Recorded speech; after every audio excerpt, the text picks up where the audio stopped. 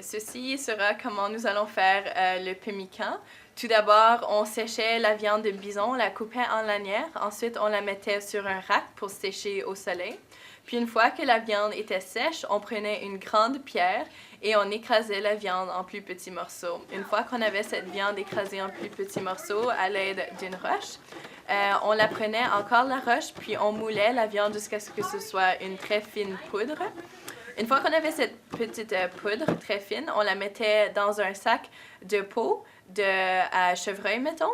Puis ensuite, les femmes cousaient le sac jusqu'à ce qu'il soit fermé et il ne reste qu'une petite ouverture. Ensuite, on faisait bouillir le gras de l'animal jusqu'à ce que ce soit liquide. Finalement, on versait tout ce liquide à l'intérieur du sac avec la poudre, puis ça nous donnait notre pemmican de base. Puis si on était chanceux, on avait peut-être des baies à mettre dedans pour essayer de donner un petit peu plus d'un meilleur goût au pemmican. Mais c'était seulement si on était chanceux qu'on pouvait y mettre des baies.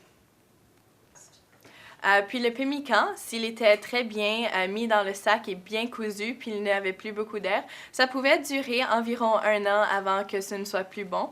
Également, les hommes mangeaient à peu près 1 livre de pemmican par jour lorsqu'ils étaient en voyage. Puis ceci est l'équivalent en calories d'à peu près 15 Big Mac. Alors c'est quand même assez considérable comme quantité de calories.